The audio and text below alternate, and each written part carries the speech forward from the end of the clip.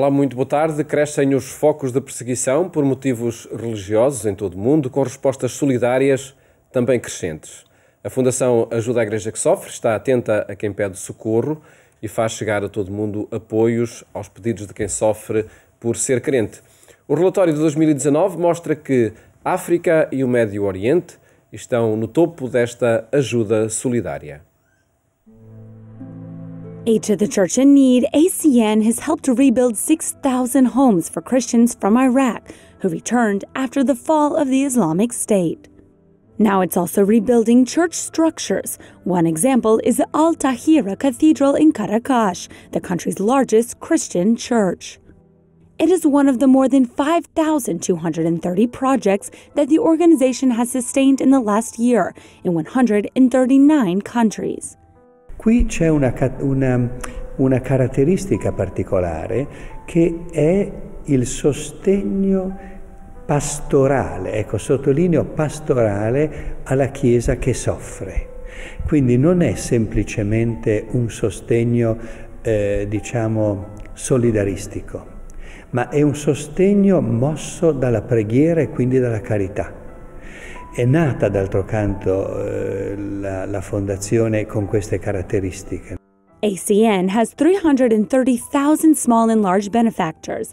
In addition to thanking them for their donations, the Pontifical Foundation explained in its last activities report how they spent the $106 million raised in 2019. Aid to the Church in Need is known for its work in helping persecuted Christians and raising awareness of their current situation. Today, there are at least 200 million who cannot freely practice their faith and who suffer harassment or discrimination in more than 40 countries. For example, ACN supported 2019 Christian projects in Nigeria, Cameroon, and Burkina Faso, where jihadist fundamentalism and terrorism is raging. Também nossos parceiros de projetos nos informam que naquela área do Lago Chad, entre Camarões, Nigéria e Chad, portanto, Boko Haram se reinflama, se reacende, usando novas estratégias de horror, como, por exemplo, cortar as orelhas das mulheres de uma aldeia como punição por não terem obedecido à sua pregação. In Syria, where the population is paying the consequences of 10 years of war, they delivered emergency and survival aid. Christians have a right to stay in their native land. Our material aid enables Christian families to survive and in this way to also help Christians to remain in the Middle East. The situation of our brothers and sisters in the cradle of our faith remains vulnerable, but we will continue to do all that is in our hands to support them. Beyond geographical limits, ACN helps 1 in 10 priests for their livelihood, pastoral and social work. They also help 1 in 7 seminarians so they can continue their formation. Also, there are around 13,000 religious who work in war zones, slums, and isolated areas. Now the priority of Aid to the Church in Need is to support them in the pandemic so they can continue caring for so many forgotten people.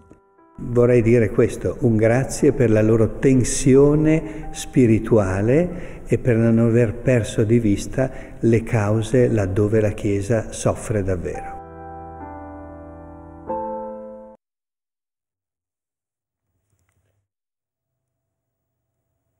Catarina Martins Betancourt está hoje connosco para nos falar deste relatório, destes projetos. Muito boa tarde, obrigado Catarina por estar no programa Eclésia. Que rede é esta que permite chegar a 139 países e responder a mais de 5.000 pedidos?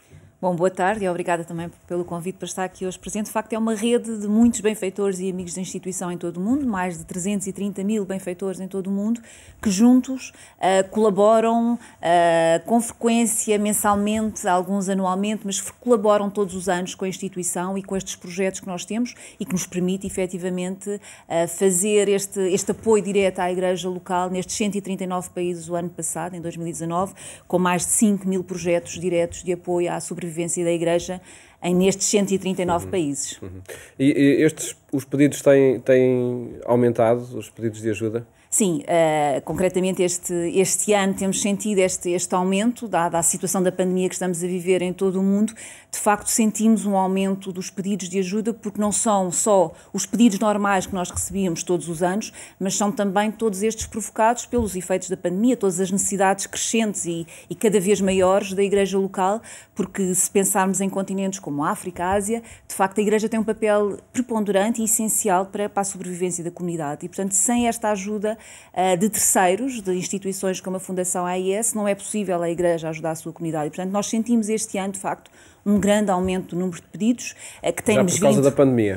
E tem tido um efeito exato este ano da pandemia, mas temos sentido nos últimos anos um aumento do número de pedidos, também por causa desta situação da perseguição às comunidades cristãs, que tem aumentado muito nos últimos anos. Aumenta, nomeadamente em África e no Médio Oriente? Sim, são de facto os grandes polos, não é? Os grandes focos que nós sentimos, e por isso também são estes as duas zonas do globo que foram mais apoiadas em 2019. São de facto continentes onde há uma pressão muito grande. Neste momento estamos a assistir o que já assistimos no Médio Oriente, com a presença de grupos radicais islâmicos no terreno, estamos agora a assistir o mesmo em África, em vários países de África, que há de facto esta presença, esta obrigação de estes grupos radicais que querem obrigar toda a comunidade a se transformar e a ser um continente islâmico. E, portanto, temos sentido de facto esta pressão muito grande em África por parte dos grupos radicais. E na origem dessa perseguição estão correntes radicais, fundamentalistas, que aliam muitas vezes a religião à política. Sim. É o que está na origem desses fenómenos de perseguição. Sim, infelizmente temos assistido muitas vezes a isso. Portanto, há outros interesses, mas a religião é usada de facto para poder manobrar a população e poder manipular a população de forma a que seja através da religião que haja esta pressão. Portanto, mas quase sempre há outros motivos escondidos por trás desta pressão religiosa. E de que forma é que o problema está cada vez mais na ordem do dia, seja em Portugal, seja nas sociedades ocidentais, nas sociedades que podem ajudar?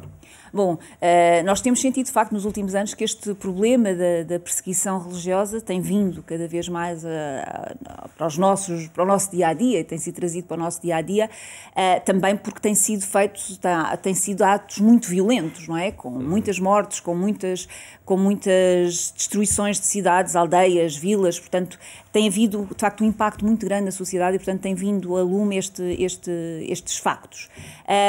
Hoje, se olharmos para a situação que o mundo está a viver, parece que de repente tudo acalmou, de repente parece que tudo acabou, porque estamos de facto muito ocupados e muito preocupados, efetivamente, com esta pandemia que nos ataca a todos e, portanto, todos estes problemas, muitas vezes, da perseguição religiosa acabam por ficar para um segundo plano e, portanto, não têm sido trazidos a tanto a público, mas, infelizmente, eles continuam.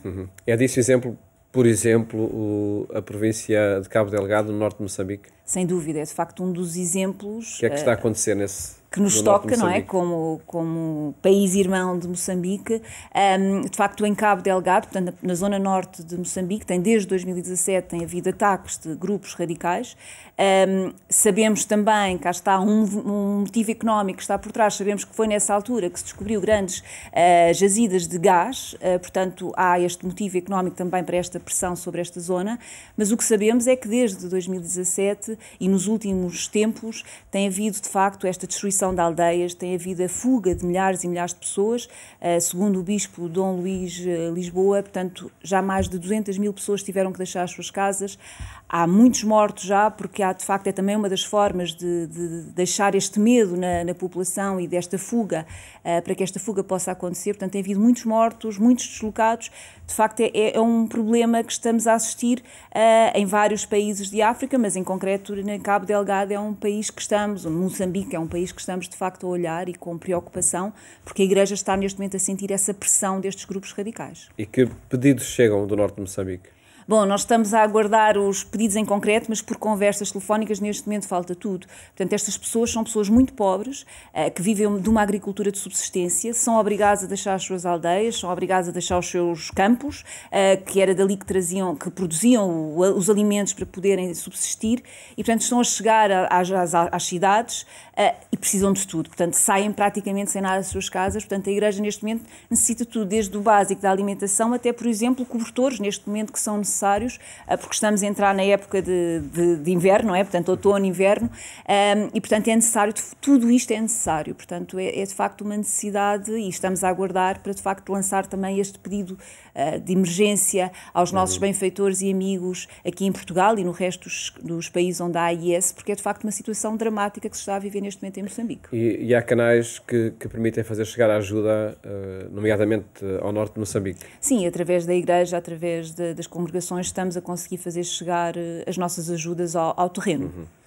No relatório e no vídeo que víamos de apresentação deste relatório de 2019, em África, Nigéria, Camarões, Burkina Faso, República Democrática do Congo, enfim, são países onde a perseguição, infelizmente, continua. Sim, e foram países que foram muito ajudados no último ano, exatamente por causa desta perseguição. Portanto, são países que têm nos últimos anos sido alvo de ataques por parte destes grupos radicais. Mais de 500 projetos para estes países. Sim, e portanto foram de facto países em que nós estivemos presentes junto à Igreja, porque, como disse há pouco, portanto, a comunidade, quando necessita de ajuda, é à Igreja que vai pedir ajuda, portanto é na Igreja que encontram a sua subsistência, o apoio, a proteção.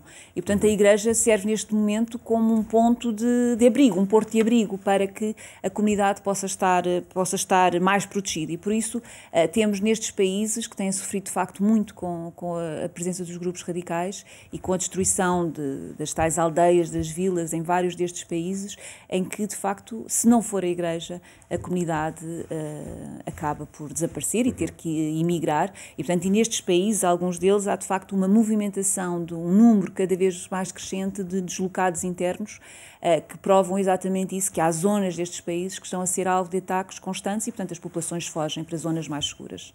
Acredito que relatos muito semelhantes e, infelizmente, piores chegam do Médio Oriente.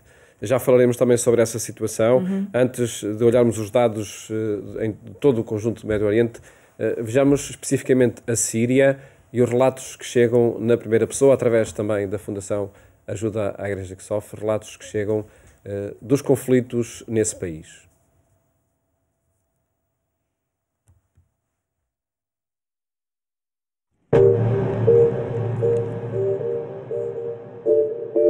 We don't know when our life will end. Everywhere it's a risk and it's dangers everywhere, because we don't know if this place is safe and suddenly many bombs will be thrown on it. People really are in fear because they go out, they don't know if they will come back or not. You will be affected by bombs, you will be killed or you will be injured. And it was very hard for me to say goodbye every time to people we love and we work with and we had good relation. You can imagine to the feeling of the families who lost their children, daughters, husbands, or wife, how they live.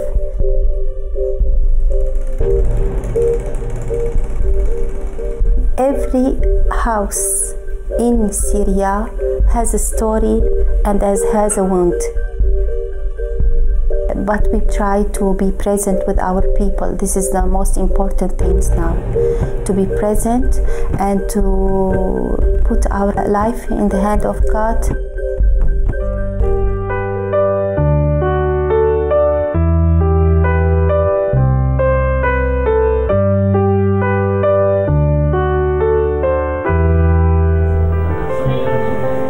كان أحسن بكثير هون يعني من هون، بس كنت عايشة أنا وجوزي وأولادي. فجأة تقنص الصبي توفى، ضلينا بعده 7 شهور بجينا لهون. بس هون المعيشة صعبة كتير، هو الصلاة وإيماني بالله، يعني على طول صلي إنه دخيل اسمك يا رب أعطيني الصبر لحتى أقدر. أكيد 100% بتمنى اليوم قبل بكرة إني أرجع على بيتي أماكني خبطت يعني وكتر خيرهم، يعني من عمليات، من أدوية، من أجار بيت، من مستشفيات لتحاليل لصور لكل شيء اللي عم بيساعدوني.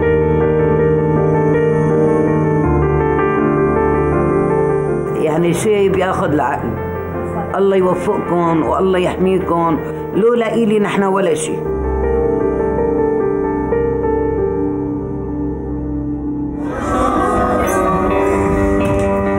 Merci beaucoup. Merci beaucoup. All the people, I want to say thank you and God bless. Thank you, merci à tous et merci à l'aide à l'Église. Merci. Merci. Thank you, Essien, for the programs. We thank you very much, Essien, and for their support. Thank you, Essien. Thank you, Essien. Thank you so much, and I wish you all a good health and God bless you. Que Dios te bendiga.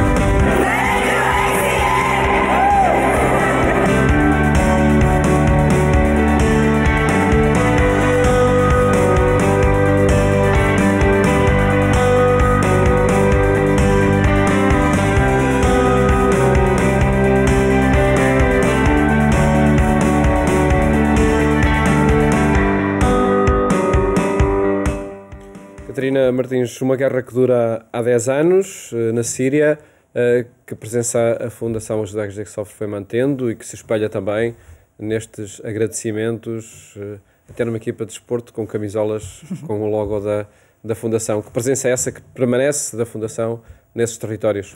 É assim, a Fundação AIS tem estado desde o início da guerra sempre presente junto à Igreja, porque tem sido uma Igreja de facto mártir.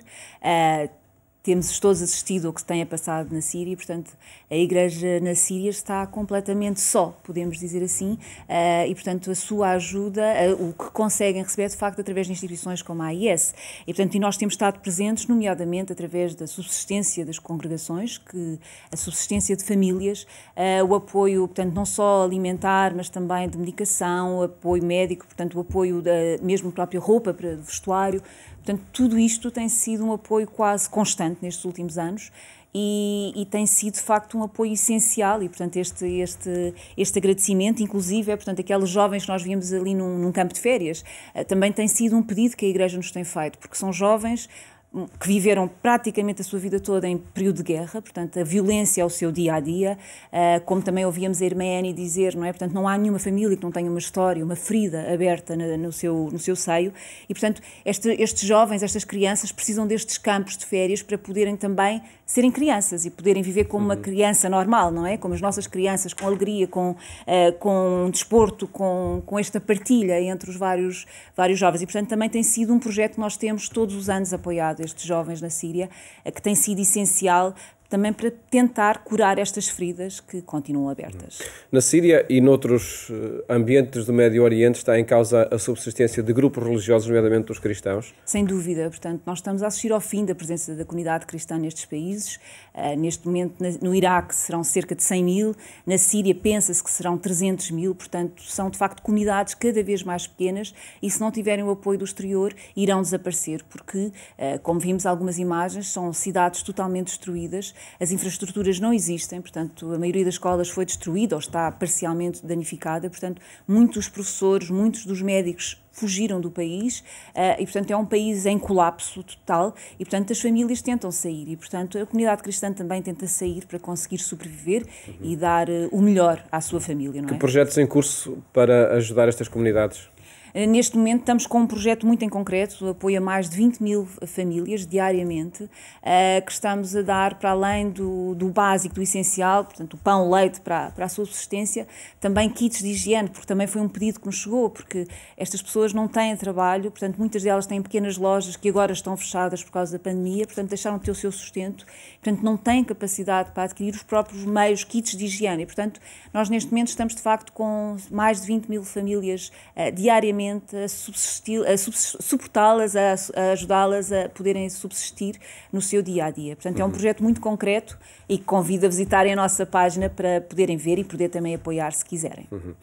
Uma referência em todos estes dados e números, uma referência a Portugal especificamente, qual é o contributo, qual é, enfim, aquilo a fatia que cabe a Portugal, seja na ajuda, seja também na partilha a nível mundial para com Portugal. É assim, portanto, em 2019 a Fundação AIS recolheu aqui em Portugal cerca de 3 milhões de euros.